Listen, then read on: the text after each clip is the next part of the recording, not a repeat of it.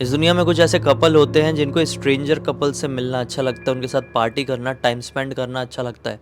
उन्हीं को दोस्त बनाकर वो उनके साथ ही घूमना फिरना चाहते हैं। आपने भी बेशक ऐसे लोगों के बारे में सुने होंगे, लेकिन क्या ये सेफ होता है? अगर आप पति पत्नी है, गर्लफ्रेंड बॉयफ्रेंड है और आप ऐसे अनजान कपल से मिल लेते हैं, तो वो कैसे भी हो सकते हैं और आपको किसी भी तरीके से वो हार्म कर सकते हैं, आपका फ़ायदा उठा सकते हैं। लेकिन ये जो बातें हैं ये सब लोग नहीं समझते हैं। एक कपल बेंगलुरु का, जिसका नाम अदिति और अंकित था, ऐसे ही शौक रखता था और हाल फिलहाल में ही शादी हुई थी। इन्होंने कुछ कपल से मिलना शुरू किए, 4-5 कपल से मिल चुके थे, दोस्त बना चुके थे उनको अपना। फिर एक दिन एक कपल इनको टकराता है और उनके साथ कुछ ऐसा कांड हो जाता है कि इनमें से एक की जान चली जाती है। ये कहानी कोई नॉर्मल सी भूतिया कहानी नहीं, बल्कि ऐसी दिल को दहला देने वाली कहानी है जो आपकी नींद, चैन, प्यास सब उड़ा सकती है। लेकिन आज के इस एक्चुअल वीडियो में आगे बढ़ने से पहले मैं सिर्फ आपके 40 सेकंड लेना चाहता हूँ। अभी देखो, बहुत सारे लोगों के एग्जाम शुरू होने वाले, चाहे बच्चों के एग्जाम्स कह लो या फिर कॉम्पिटिटिव एग्जाम या फिर कोई गवर्नमेंट एग्जाम की बात कह लो।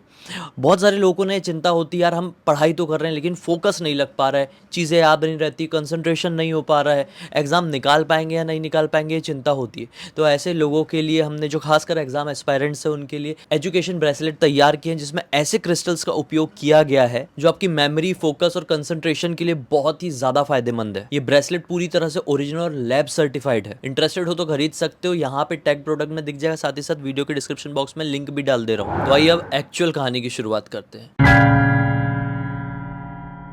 तो जैसा कि मैंने आपको स्टार्टिंग में बताया कि अंकित और अदिति एक न्यूली मैरिड कपल थे। 1 साल पहले इनकी शादी हुई थी। एक एमएनसी में काम किया करते थे बेंगलुरु के। बहुत साल से, लगभग 6-7 साल से एक दूसरे को जानते थे, गर्लफ्रेंड बॉयफ्रेंड थे। फिर एक टाइम ऐसा आया कि इन लोगों ने सोचा कि घर पे बात की जाए और दोनों की शादी हो गई, परमिशन मिल गई, बढ़िया से शादी हो गई। अब ये बेंगलुरु में एक 2 BHK के घर में बढ़िया से अपनी अच्छी खासी ज़िंदगी काटने लगे। सुबह उठते, एक साथ ही अपने ऑफिस में आते, एक साथ काम करते, टाइम स्पेंड करते अपने ऑफिस में। फिर घर पर आकर दोनों मिलके खाना बनाते, खाते पीते सो जाते। वीकेंड आता तो बढ़िया से नेटफ्लिक्स एंड चिल करते। ऐसी इनकी ज़िंदगी कट रही थी।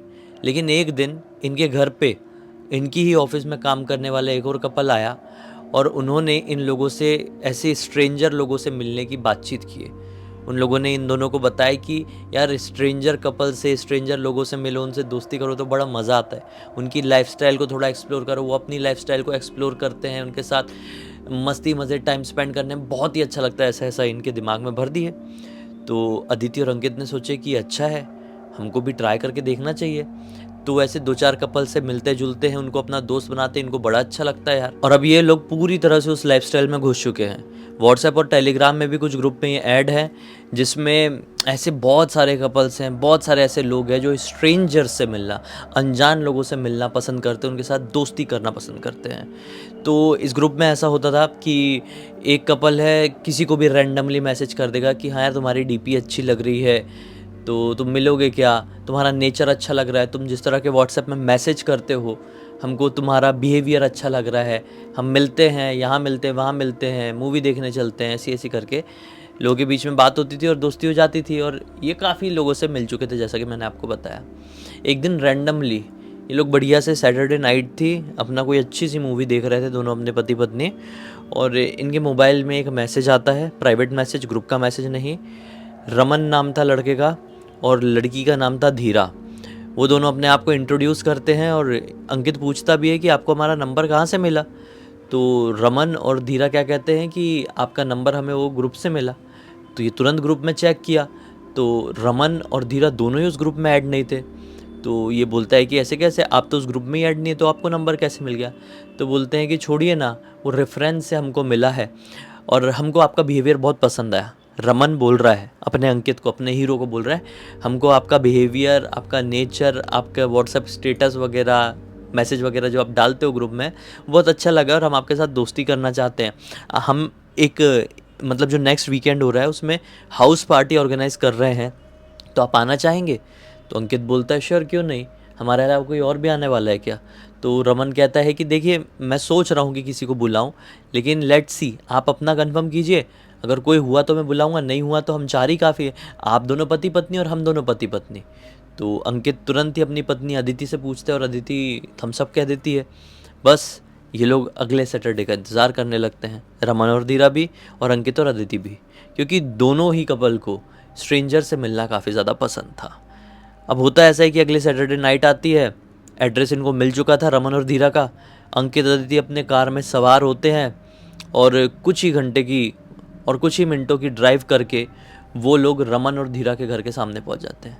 रमन और धीरा अमीर थे, वो कोई फ्लैट में नहीं, लिटरली एक बंगलो में रहते थे। अब बेंगलुरु जैसी जगह पे एक बंगलो अफोर्ड करना आप समझ सकते हैं कि वो लिटरली रिच होंगे। इनका बंगलो बहुत ही सुंदर था बाहर से। ये दोनों एक दूसरे को देख के बोलते कमाल है यार, ठीक है चलो कोई नहीं, गाड़ी वाड़ी लगाते हैं। अंकित अदिति दरवाज़ा नॉक करते हैं। रमन और धीरा बड़ी ही एक सॉफ्ट स्माइल के साथ दरवाज़ा खोलते हैं।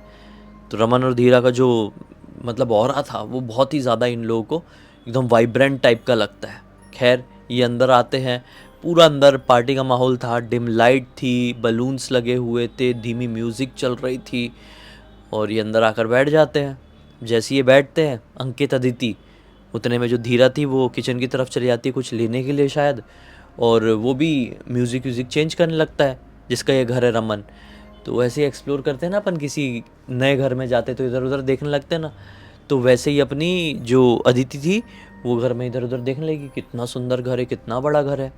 इतने में ही अदिति की नज़र फ़ोटो के उसमें लगती है। जैसे आप लोगों ने देखे होंगे बहुत सारी जगहों पे कुछ लोग अपनी ढेर सारी फ़ोटो ऐसे वायर में लटका कर रखते हैं ना, वो डिज़ाइन वाली, वैसी वो फ़ोटोज़ पे नज़र पड़ती है। तो ना ब्लैक एंड वाइट फ़ोटोज़ थी और क्लियर समझ में आ रहा था बॉडी वॉडी देख के कि वो रमन और धीरा की ही फ़ोटो है, मतलब जिनके घर ये लोग आए हुए हैं उन्हीं की फ़ोटो लगी हुई है। लेकिन एक विचित्र चीज़ ये थी कि उसमें धीरा तो साफ साफ दिख रही है, लेकिन वो जो पति है रमन है, जिसका ये घर है, जो ये घर का मालिक है, जो लड़का, उसका चेहरा पूरी तरीके से ब्लर्ड है फ़ोटो में। मतलब बहुत ज़्यादा शौक होके देख रही थी कि उतने में रमन आ जाता है, बोलते हैं क्या हो गया, फ़ोटोज़ को देख के हैरान हो रही हो क्या? मत हो, मुझे इस तरह की फ़ोटोज़ क्लिक करना बहुत ज़्यादा अच्छा लगता है। फ़ोटो मेरी साफ़ आ भी जाती है तो मैं इंटेंशनली एडिटिंग से उसको ब्लर कर देता हूँ, ये मेरा शौक़ है, बस यूँ ही समझ लो। ये बोलते कि नहीं नहीं कोई बात नहीं, ऐसी कुछ अजीब चीज़ नहीं है, सबके अपने अपने शौक़ होते हैं।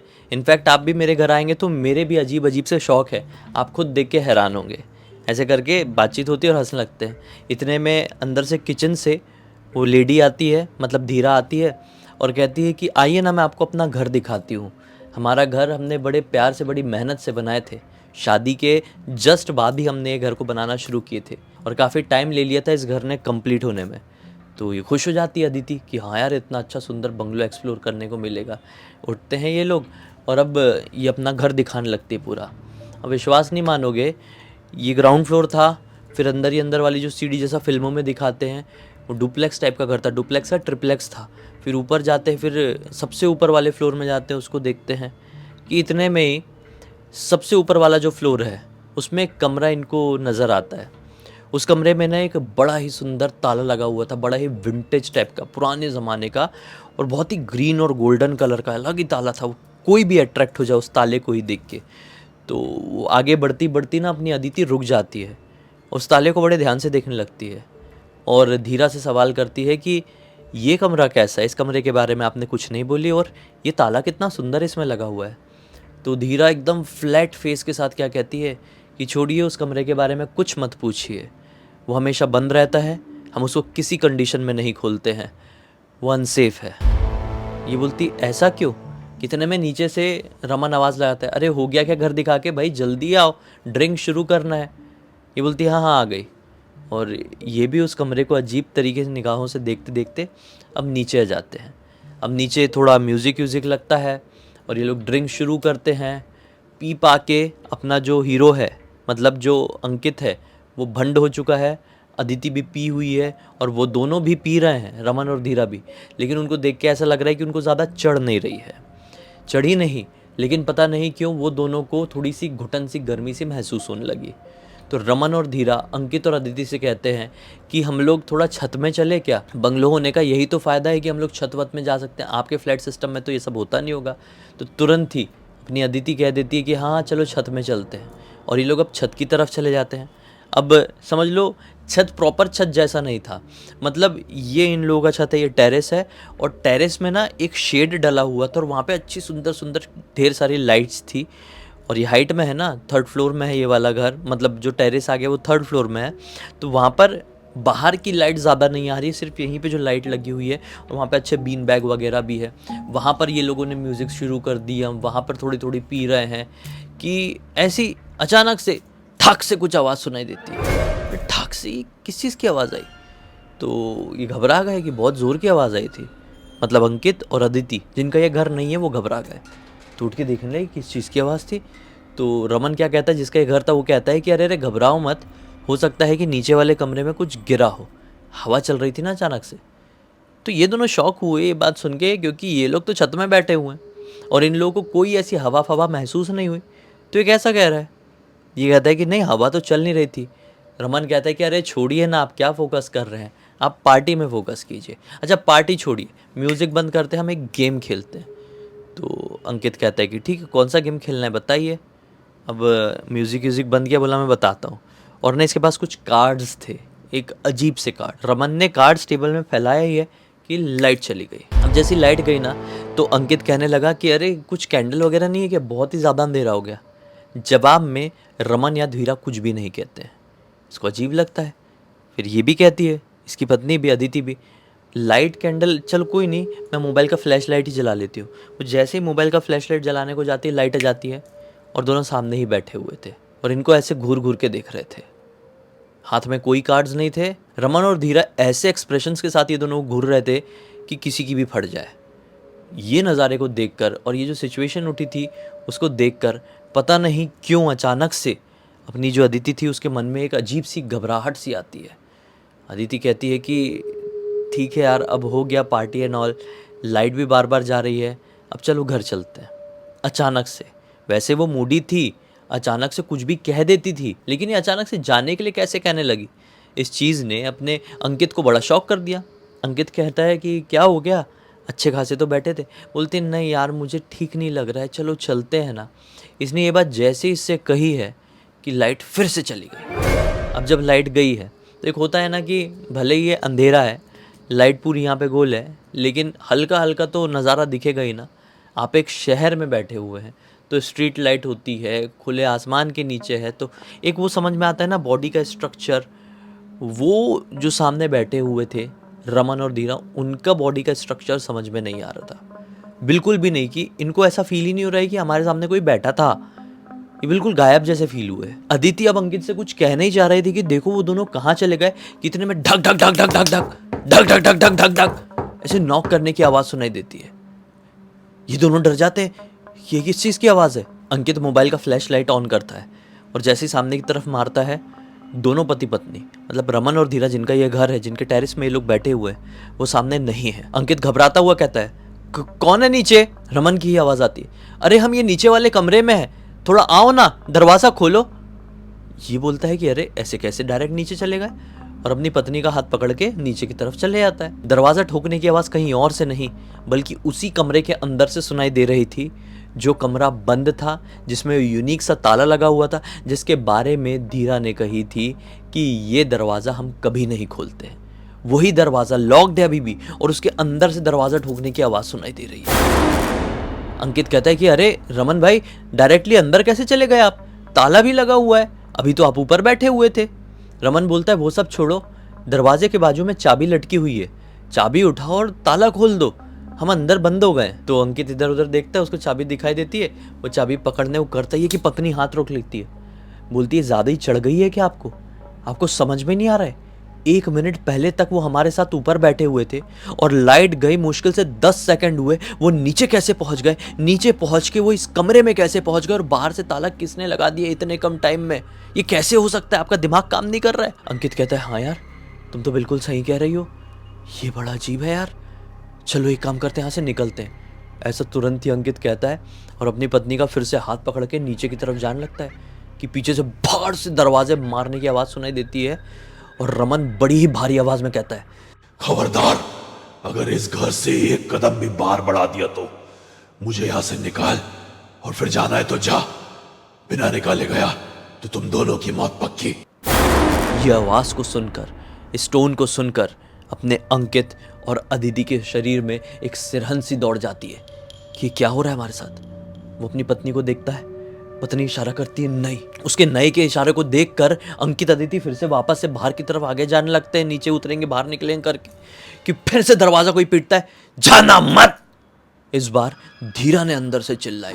अंकित कहता है अरे भाड़ में जाए अदिति, मैं इनका दरवाज़ा खोल देता हूँ और तुरंत निकलते हैं यार, वैसे भी अभी तक तो नॉर्मल थे ये लोग, पता नहीं क्या हो गया क्या नहीं। ताला खोलते और भागते हैं। ऐसा बोल के वो अपनी पत्नी की बिना सुने चाबी उठाया और जैसे ही ताला खोला है, दरवाज़ा खुला, अंदर कोई नहीं। अंदर से एक ठंडी हवा का झोंका एकदम बाहर आया, जैसे कि मानो कहीं ऑक्सीजन बहुत सारी पैक थी और वो खुला और जुप से ऐसा एकदम ठंडी हवा का झोंका। वो बहुत ठंडा था, लेकिन इतना भी ठंडा नहीं था कि उसकी पत्नी जोर से चीख पड़े। उसने बहुत जोर से चीखी। अदिति ने इस तरीके से चीखी मानो कि उसके शरीर को किसी ने झुलसा दिया है किसी चीज में। वो घबरा कर देखा, अदिति तुम ठीक तो हो ना? अदिति पूरी कांप रही थी। उसको इतनी ज़्यादा ठंड लग रही थी कि जैसे मानो उसको ना एक झटका जैसा लगा था। उसके बाद इतनी ज़्यादा ठंड लग रही थी कि मानो उसको कितने तो भी माइनस टेम्परेचर में डाल दिया गया, तुरंत की तुरंत ही -300-400 में डाल दिया गया। उसको इतना भयानक ऐसा फील हो रहा था। वो अपनी पत्नी को जैसे हाथ लगाते उसका शरीर इंस्टेंट बहुत ठंडा हो गया था। उसने बोला अरे आदिति तुम ठीक तो हो ना? वो जैसे तैसे करके आदिति को कंधे में उठाता है, लिटरली कंधे में डालता है और भागने को होता है। अपनी गाड़ी में जैसी सवार होता है, वहाँ से ये लोग मुश्किल से 500 मीटर आगे बढ़ते हैं उस बंगलों के सामने से, उस एरिया से बाहर निकले ही हैं कि वो इतनी बुरी तरीके से चिल्लाने लगी जैसे कि जो कोई पोजेस नहीं हो जाता वैसे चिल्लाता है ना, बिल्कुल वैसे ही चिल्लाने लगी कि पोजेस हो गई है वो। छोड़ दे मुझे उतार दे, मैं तुझे ख़त्म कर दूंगी। लेकिन वो एक हाथ से गाड़ी भी चला रहा है, एक हाथ से अपनी पत्नी को भी संभाला हुआ है।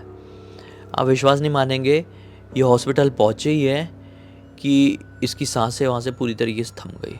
ये चिल्लाता चिल्लाता सब डॉक्टर नर्स कंपाउंडर को बुलाया है, अंदर लेकर गए तो डॉक्टर साहब ने बोले कि ये तो ख़त्म हो चुकी है। इसका दिमाग काम करना बंद कर दिया कि ये क्या हो गया पूरी तरीके से। डॉक्टर से पूछा कि इसको हुआ क्या था? डॉक्टर ने बोले एक्सट्रीम फियर की वजह से इनको इतनी ज़्यादा घबराहट हो गई, शरीर पूरा ठंडा पड़ गया और इनको अटैक आ गया, इसलिए ख़त्म हो गई। ये तो वहाँ पे कुछ देर के लिए ब्लैंक हो जाता है, लेकिन फिर दिमाग काम करता है कि पुलिस स्टेशन जाना पड़ेगा। ये पुलिस स्टेशन जाता है, सारी बात बताता है और पुलिस तहकीकात करने के लिए जब उस बंगलों में जाती है तो क्या पाती है कि वो बंगलो ही नहीं है, वो तो खंडर है। वहाँ पे काफ़ी सालों से कोई नहीं रहता है। जिसकी वो प्रॉपर्टी है वो इंडिया से ही बाहर रहता है और ना ही कोई केयर टेकर है, ना ही कुछ है। लिटरली जो अपना अंकित है ना, वो उस घटना से अब तक उभर नहीं पाया है और अभी भी हर पल उसको ऐसा लगता है कि अदिति आएगी और मुझे कहेगी कि चलो ना अपनी फेवरेट मूवी देखते हैं। उस रात जो हुआ उसका जवाब ना ही कभी उसको मिल पाएगा और ना ही किसी को मिल सकता है। इस पूरी घटना की जानकारी मुझे खुद ही घबराहट के साथ पूरी अंकित ने लिख कर भेजा। बोला भाई पूरी दुनिया को बताओ, इससे अपने आप ही लोगों को सीख मिल जाएगी, आपको बताने की भी ज़रूरत नहीं पड़ेगी कि क्या सीख मिलती क्या नहीं। मैंने बोला बिल्कुल सही बात है। खैर इसी एक नोट के साथ इस कहानी का अंत कर देते हैं। अब तक इस वीडियो को देख लेते तो लाइक ज़रूर कर देना, चैनल को सब्सक्राइब करके बेल आइकन दबा के ऑल के ऑप्शन में क्लिक करना और इंस्टाग्राम की लिंक वीडियो के डिस्क्रिप्शन बॉक्स में मिल जाएगी, वहाँ पर ही जुड़ जाना। और आपके पास भी ऐसी कोई कहानी टॉपिक या जानकारी हो तो लिख भेजना, हो सकता है हमारा अगला वीडियो कल आपके हिसाब से बन रहा हो। तो चलिए कल फिर से मिलते हैं, तब तक के लिए बहुत बहुत धन्यवाद। आपका दिन शुभ हो।